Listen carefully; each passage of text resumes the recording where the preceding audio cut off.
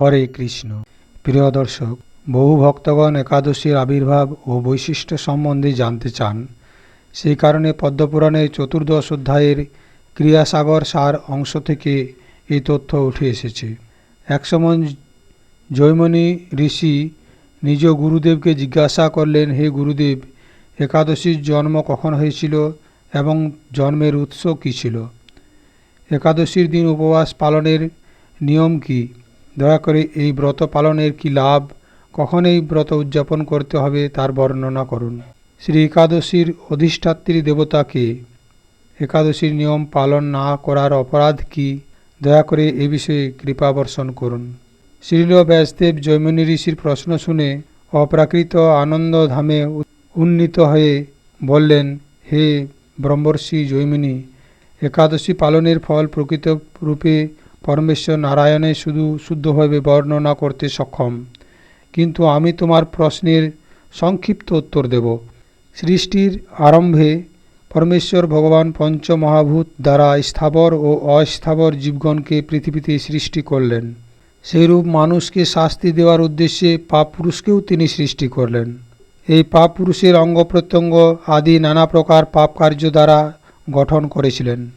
তার মাথাটি ছিল ব্রহ্মহত্যার পাপ, চোখ দুটি নেশায় আসক্তি জনিত পাপ, মুখটি ছিল স্বর্ণচৌর্য জনিত পাপ, কান দুটি সদ্গুরুর পত্নীকে উপগমন, নাসিকা পরপত্নী হত্যা, হাত দুটি গোহত্যা জনিত পাপ, জিভ পরধন চৌর্য জনিত পাপ, ব্রহ্মদেশ ভ্রূণ হত্যাজনিত পাপ, নিম্নবক্ষ পরকীয়া উপগমন জনিত পাপ, উদয়ের আত্মীয় হননের পাপ, নাভিমূল অধীনস্থ জনকে হত্যার পাপ, কটিদেশ আত্মস্তুতি পাপ, জঙ্ঘা গুরুর প্রতি অপরাধজনিত পাপ, লিঙ্গ নিজ কন্যা বিক্রয়জনিত পাপ, পাশ্চাত্য দেশ গোপন বিষয় প্রকাশ করার পাপ, পা দুটি পিতৃহত্যার পাপ, আর চুলগুলি অন্যান্য পাপ কর্মাদি।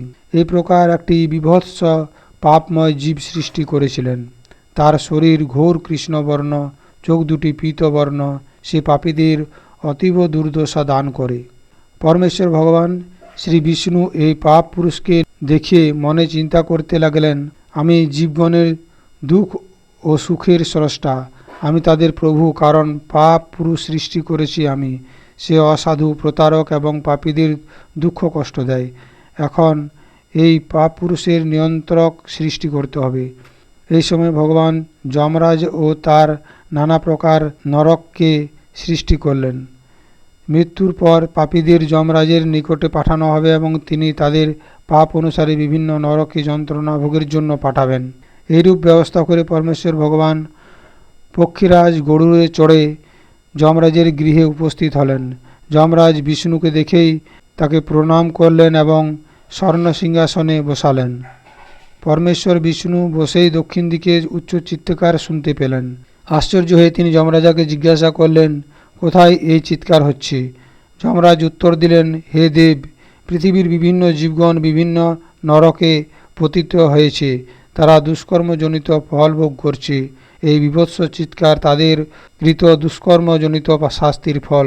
এই শুনে বিষ্ণু দক্ষিণ দিকে নরকে উপস্থিত হলেন।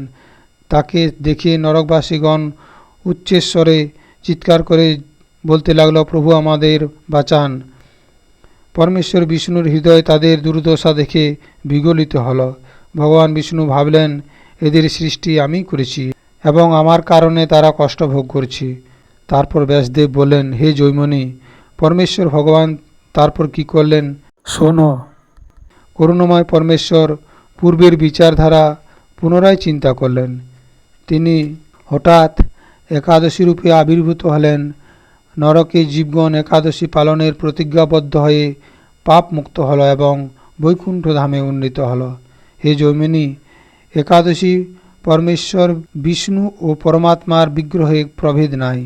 এই একাদশী পালন অতীব শ্রেষ্ঠ কর্ম ও সকল ব্রতের মধ্যে শ্রেষ্ঠ। শ্রী একাদশী আবির্ভাবের সাথে সাথে পাপ পুরুষ একাদশীর প্রতিকূল প্রভাব অনুভব করল। সে বিষ্ণুর স্তুতি করতে লাগল। বিষ্ণু প্রসন্ন হয়ে তাকে বর দিতে চাইলেন। পাপ পুরুষ বলল, আমি আপনার সৃষ্ট, পাপীর শাস্তি আমার মাধ্যমে দিতে আপনি ইচ্ছা করেছিলেন, কিন্তু এখন শ্রী একাদশীর প্রভাবে আমার অস্তিত্ব ধ্বংস হয়ে যাচ্ছে। হে প্রভু, আমার মৃত্যুর পর আপনার অংশগুলি যারা জড়দেহে ধারণ করেছে তারা সবাই মুক্তি লাভ করে বৈকুণ্ঠ ধাম প্রাপ্ত হবে। সবাই মুক্ত হয়ে গেলে আপনার লীলায় কে অংশগ্রহণ করবে?